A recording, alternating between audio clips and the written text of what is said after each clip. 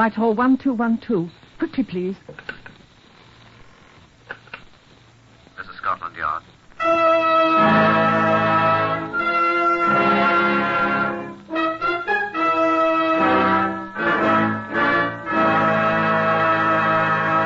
For the first time, Scotland Yard opens its secret files to bring you the authentic, true stories of some of its most baffling cases. These accurate records are drawn from the actual files of Scotland Yard. They're true in every respect, except for the names of the participants, which for obvious reasons have been changed. Research on this exclusive series has been done by Percy Hoskins, chief crime reporter of the London Daily Express. The stories for radio are written and directed by Wyllis Cooper. Some of the participants: Donald Rhodes, chief security officer of Heath Airport and a former Scotland Yard man. It was a considerable responsibility.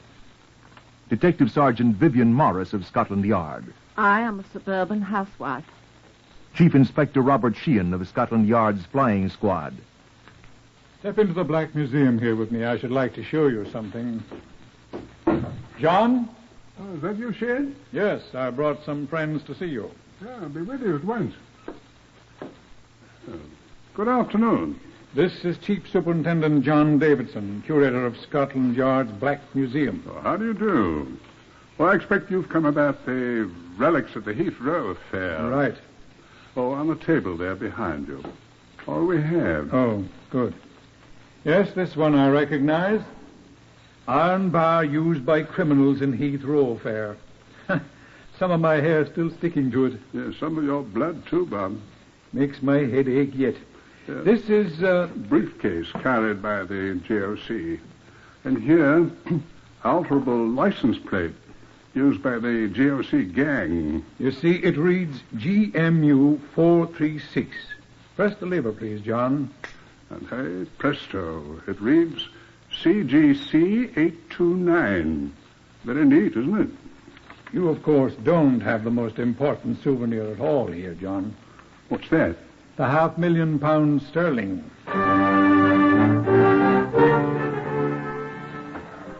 I think that I should tell you a little about our flying squad. It consists of a large number of motor cars, all wireless equipped, all very fast, and all kept constantly in superb condition. The flying squad is on duty 24 hours a day, a highly mobile force, available on extremely short notice at any point in the entire London area. The members of the flying squad are hand-picked, and they're very unusual men. These three are typical. This is Detective Sergeant Nobby Clark of the flying squad. Yes, sir. I was one of Lord Louis' commandos. I was at Narvik. Oh, yes, and at Dieppe. Former leading petty officer Dusty Miller of HMS Phoebe. I am 29 years old. I am 6'2" and I weigh 14 stone 8. I was welterweight champion of my ship, the light cruiser Phoebe. Detective Sergeant Ray Lawton, a Canadian. I'm about the only policeman you ever heard of who was once a lion tamer in a circus. Like all policemen in Britain, we seldom carry arms, although I assure you we're quite able to use them effectively should the occasion demand them. British policemen rely on the weapons provided by nature, augmented occasionally, of course, by the issue of stout truncheons or rubber coshes, which I understand the Americans call blackjacks, and which are wondrously effective.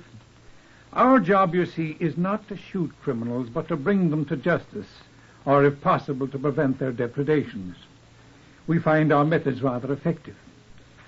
Well, in June 1948, the great new London airport, London had long since outgrown the famous old Croydon Aerodrome, was operating at capacity, although it was still far from completion. My old friend Donald Rhodes, a veteran Scotland Yard man who was chief security officer at Heathrow, came to call on me at the yard. Can't stay away from the old home place, can you, Donald? I asked. I always know where to come for help, Bob. What's the matter? You know the GOC? General officer commanding what? Ancient and honorable brigade of robbers. Oh, Moriarty? Moriarty, Townsend, Inge, Hughes, West, Simmons. Brown, Bennett, dozens of names. Yes, I know him. Or know of him, I should say. Big operator. Biggest. Well, his recce people have been looking us over. What's he after? A nice new airplane for himself? Gold. At Heathrow? We tranship thousands of pounds in gold, you know. International affairs. Planes fly in dripping with the stuff. Leave it overnight with us and... Leave it lying about? We keep it as short a time as possible in our bonded warehouse under guard. Strongest safes in the country. Guarded, of course. Try and get past them. Much gold? Plane load at a time. How's he going to do it? Tanks or something at dawn? Oh, he'll be much more clever than that. He always has been. That's why he isn't sewing mailbags at Dartmoor today. How'd you get on to all this? I brought the chap along, one of my mechanics. Like to talk to him? Naturally. Come in, will you, Curran? Yes, sir. This is former Lieutenant John Curran of the Royal Tank Regiment, Bob. Good afternoon, sir. Sit down, Mr. Curran. Thank you, sir. Tell Chief Inspector Sheehan about it, will you please, Curran? Well, sir, I've been with Mr. Rhodes for quite some time. The day before yesterday, I received a telephone call from an acquaintance of mine named Edward Mybridge. Where did you know this Mybridge before? We were in prison together, sir. Prison? Well, Mr. Hitler's off flag, 18 in the war. Oh, German prison camp. Yes, sir. I hadn't seen him since we were demobbed and we had a drink together. Oh, let's not waste any time, please, Curran. Oh, no, sir. Well, he telephoned me again yesterday, sir, and... You had another drink? Right, sir. He asked me how I'd like to make a lot of money and whiskey, and I said, fine. I asked how. He said, passing on some information about Heathrow, how it was run, and the guards and all that. What sort of looking chap was he? Red hair, squint eye, limps on right leg. Sound familiar to you, Bob? Not as what you call him, Curran. Edward Mybridge, sir? His name's Ginger Johnson in our books. Unmistakable. He's not a nice fellow at all, Curran. I found that out, sir. Oh? He warned me to say nothing to anyone about our conversation or he'd have to take steps. I remembered what he did to a German prison guard the day we were released, sir. What? Cut his head off with a mess knife. A very hard character indeed, this Edward Mybridge, alias Ginger Johnson. An old Borstal boy. He had served honorably in the army, but had returned to his old ways immediately upon demobilization. He was well known to us as one of the GOC's most useful lieutenants. This GOC, a man of great mental attainments, we knew for the leader of one of the most desperate gangs of lawbreakers in all our experience. A genuine storybook mastermind. He had for many years operated like a real general officer, commanding, maintaining a small staff of rough-and-ready assistants like Mybridge, and recruiting his actual operatives, his army, for specific jobs as he needed them. Scotland Yard had never been able to lay a finger on him, although he was quite well known to us under a variety of names and ostensible professions. It was obvious that this was to be no small undertaking. He needed to be watched, and thoroughly, and beginning at once. I telegraphed a chief inspector I remembered in a Scottish town not far from Perth, and he reported to me at Scotland Yard the next day. I finished my briefing on what he had to do for us. Look, I'll recognize him all right, sir. You've a lot of pictures of him. I wish we had him. I'm not to arrest him, sir. You'll not have a chance. He's a most law-abiding man. Now, he's never seen you in his life, and you understand I don't want him to see you. Okay, sir. I'll want to know everywhere he goes, everyone he talks to. Aye, sir. Don't telephone in. Stay with him till you see him home in the evening. Then come in and report. Okay, sir. And good luck. You'll need it. Oh, I'm a very ordinary-looking man, sir. He'll never see me. Chief Inspector Ross was back in my office in 2 hours. Well? I was standing on the corner, sir, waiting for the bus with him. And just as it stopped, he turned to me and said, "It's all right, Chief Inspector Andrew Ross. You can go back to Perthshire. I'm just going to my bank this time." A detective constable we imported from Leeds who looked like a clergyman was addressed pityingly by name by the GOC, who trod on our man's toes. The language he employed was quite unclerical. The law, of course, does not permit tapping a suspected man's telephone, so we were forced to continue to try to trail him to find out precisely what he was doing. But infallibly he recognized our people. Rhodes kept hounding us. He couldn't organize his plans to defend the airport until he knew more of the GOC's probable intentions. And the man outwitted us at every turn. There came a morning 10 days or so later when I saw Vivian Morris, one of our women detective sergeants, pass my open door. Oh, Sergeant, I called. Good morning, sir. Come in here a moment, will you? Yes, sir? Vivian, Yes, sir. you're a very pretty girl. Why, thank you, sir. Have you ever followed a man?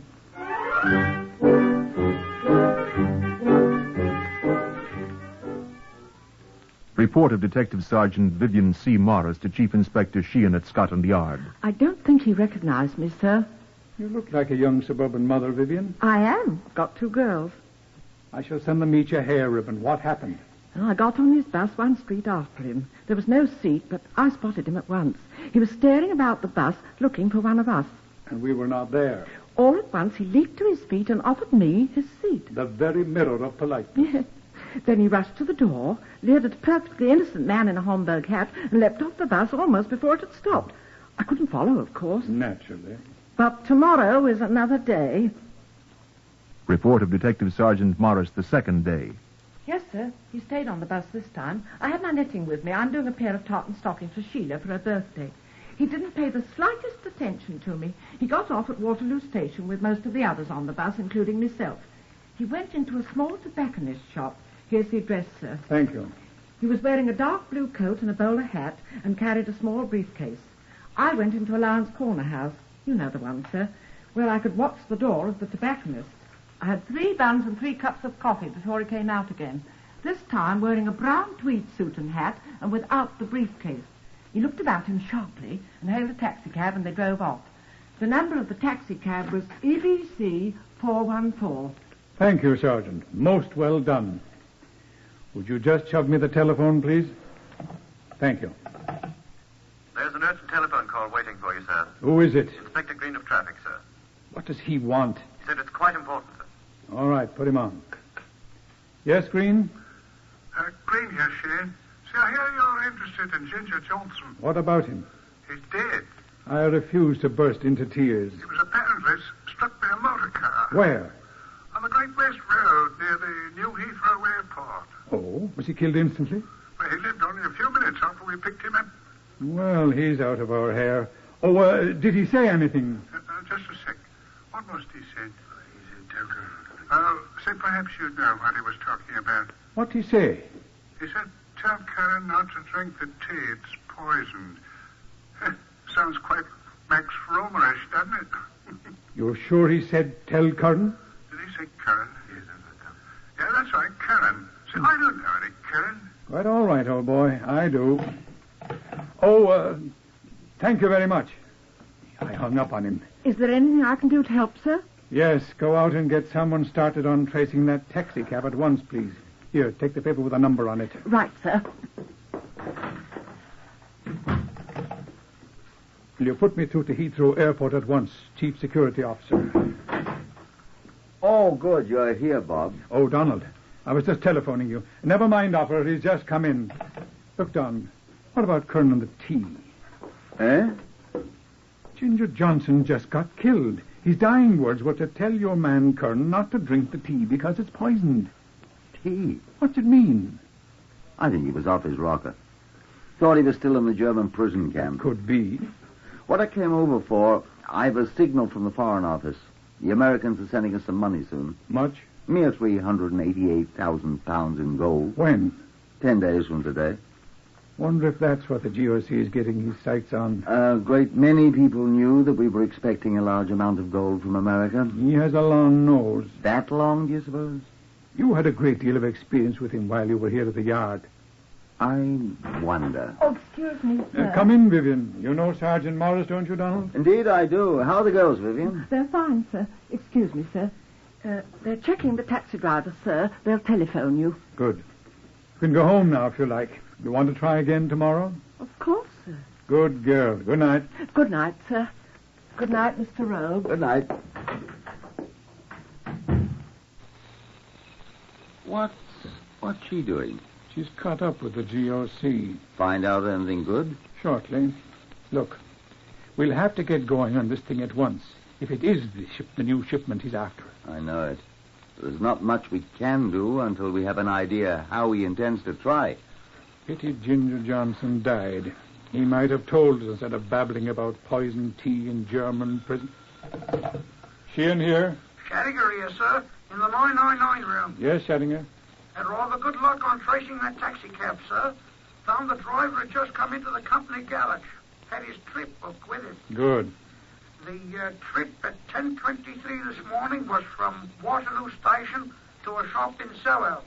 A chemist shop, sir. A chemist shop? Yes, sir. The taxi driver said he saw his fare enter the shop. George Schill, chemist, he said. George Schill, I know that name. What about George Schill has been involved in a number of narcotics cases. Yes, I know. Thank you very much. What about George Schill? That's who the GOC was visiting this morning. Is he in the narcotics thing, too? We shall find out, old boy. I wonder where he went from there. Probably to bump off Ginger Johnson. Bump him off? Now tell me why he should do that. Well, good old Ginger might have been looking on the wine when it was red. Bible, old chap.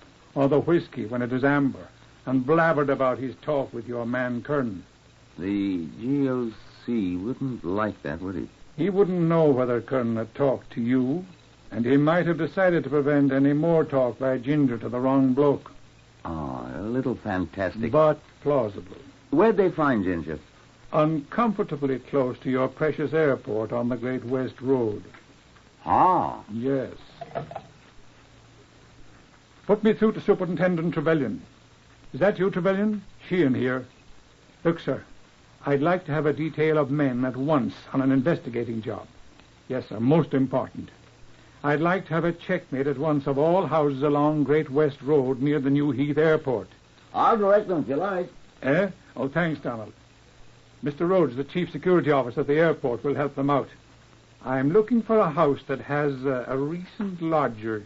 Check the houses that overlook the airport first. Please, for a lodger that did not return this evening. Here's the description. Tall, red-haired, has a squint eye and a gimpy right leg. Got it, sir? Thank you. Yes, sir, I'll get a search warrant and come at once when they find him. Thank you very much. They can telephone me at home if they find the place out of hours. Right.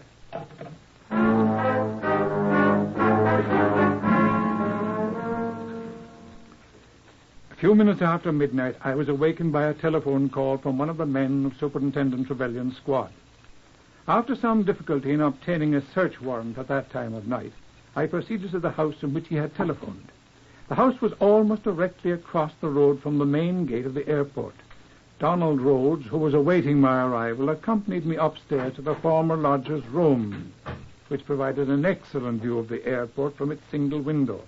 The householder turned on the lights and left us. The room was quite neat. There's a chair by the window. Yes. Turned towards the window. Cushion's rumpled quite a bit. Somebody's been sitting on it a lot. Here's an officer's musette bag in the closet. Have a look. That's his, all right. See? E. Mybridge, Lieutenant, King's Royal Rifle Corps. Good regiment. He was a good soldier, I expect. Here's a drawer in the table. Ah. What? E. Leitz, Wetzlar. Good pair of glasses, these. German officers. 10x30. He was spying. That's this. What's this? Royal Corps Signals Field Message Pad. For his reports to the GOC, eh? Quite regimental. Been using it, too. Good. What? Writing on the sheet he just tore out left an impression on the second sheet. Let's see. Hold up the lamp there, Donald. Mm-hmm. No, hold it so the light comes across the page from the edge, so it casts a shadow on the ridges of the writing here. Read it? Hold the lamp still. See to guards at what's this word? Looks like midnight. What guards will he see to midnight? Makes no sense. Let me look again. No, that isn't C. Here. No. Looks like... I know what it is. What? T. T? T to guards at midnight. I don't... What was it Ginger said to tell Kern? Don't drink the tea. It's poisoned.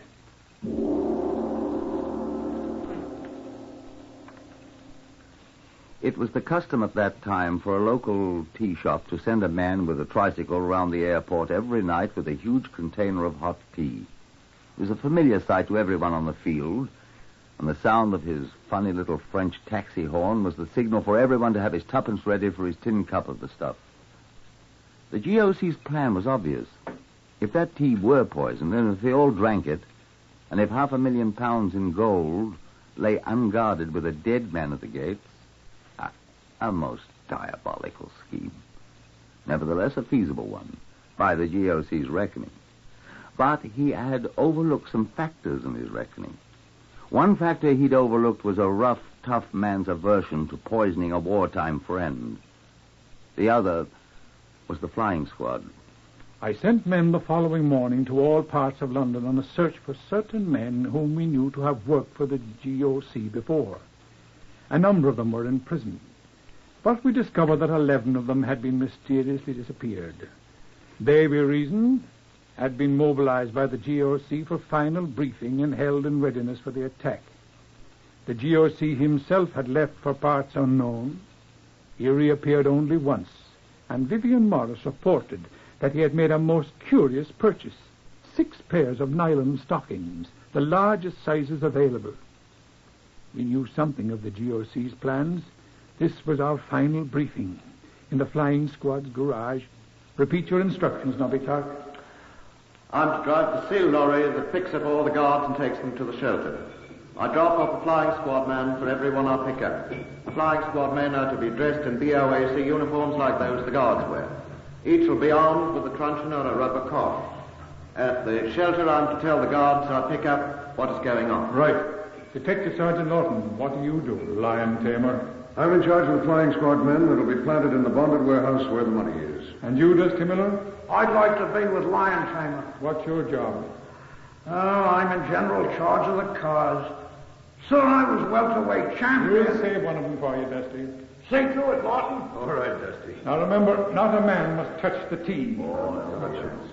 Not that poison had hurt any of you, but I shall need it for evidence. Couldn't we offer them a drink, sir? Donald? Look, it's my airport and it's my responsibility. What do you do? I'm to sit in that bloody little shelter by the telephone, and when they're all inside, I'm to lift the receiver. Good. And the sergeant from the 999 room? Constable Lloyd, sir. I'm to watch the special switchboard for it to light up when Mr. Rhodes lifts the receiver. And then? Then at once I'm to shout into my wireless microphone one word. Well? Go. Where's Dusty Miller? Oh, then I bellow yoicks and the cars with the rest of us converge on every entrance to the airport. Render such assistance as might be necessary. None will be necessary, Dusty. And Lawton, when do you start operations? Not till they start to open the safe, sir. Then what? Then we smite them hip and thigh, sir. Carry them all up to the pokey. To the what? Oh, sorry, sir, that's Canadian. To the bowels of the vast time. And when you're done, boys, Heathrow will supply beer for all. A bottle of pigs. Beer and bandages, boys.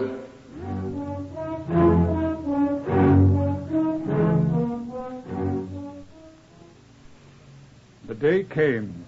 The airplane from America arrived with the gold. It was transferred under heavy guard to the bonded warehouse.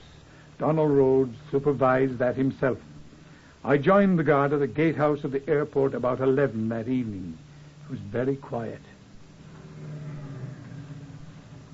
That'll be Clark, taking our men around and picking up the regular guards.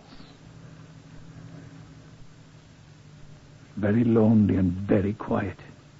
Maybe they'll not come, I thought. I borrowed a cigarette from the gate guard, but I crushed it out.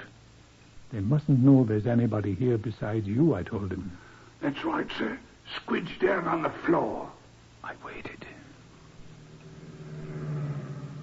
That was Nobby, taking the regular guards to the shed. Who's that? I get it, sir. Yes?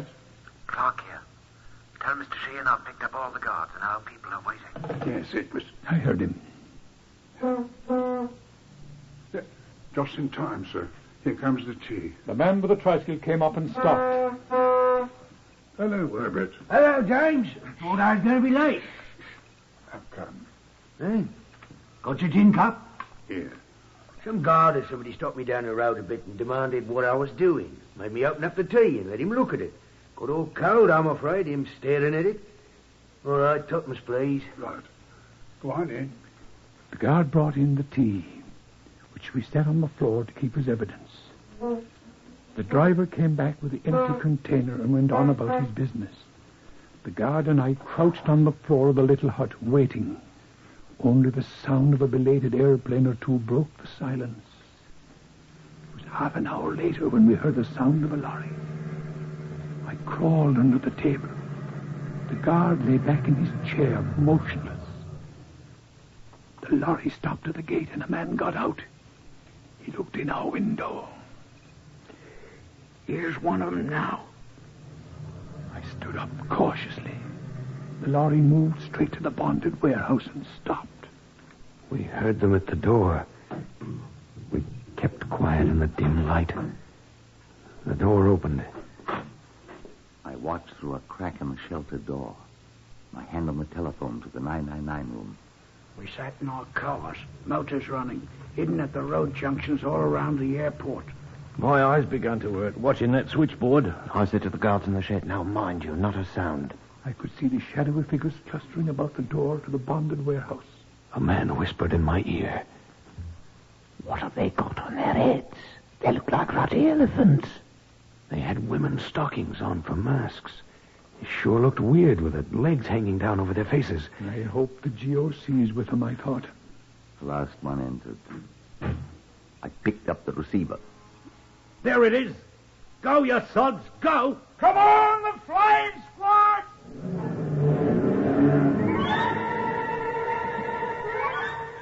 They're at the safe. Let's stay where you are. The police are playing. Come on!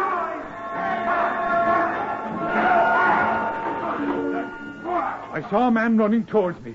He tore the stocking from his head and I leaped out the door at him. Stop! Stop, I yelled, stop! I'm Inspector Chief.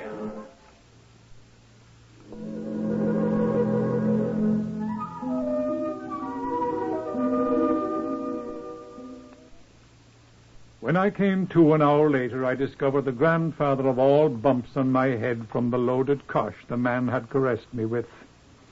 My men of the flying squad stood about, many of them bandaged to the eyes, but all happily quaffing beer. We totted up the score, 11 prisoners, including the one who had struck me and whom the gate guard had taken care of. 2 broken arms, 1 smashed nose, and a turned ankle. A pile of heavy koshes and short iron bars the robbers had carried. And the 388,000 pounds still untouched. The prisoners bore a large variety of contusions, black eyes, and broken heads. I had a headache for a week. We never did catch the GOC, but we sent 11 of his men to prison, having caught them red-handed. And to this day, no one has ever dreamed of robbing Heath Row again. If they do, sir, may I have a chance at him, too?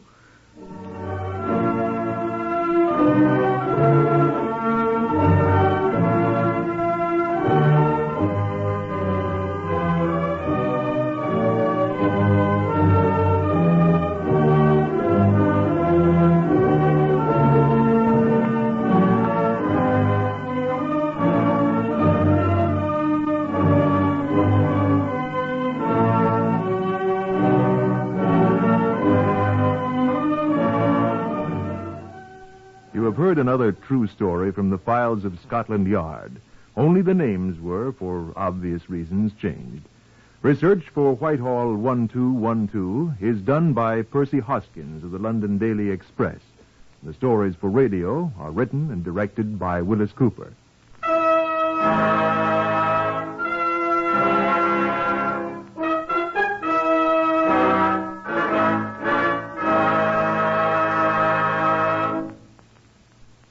Listen again for Whitehall 1212 2 weeks from today and weekly thereafter. 3 chimes mean good times on NBC.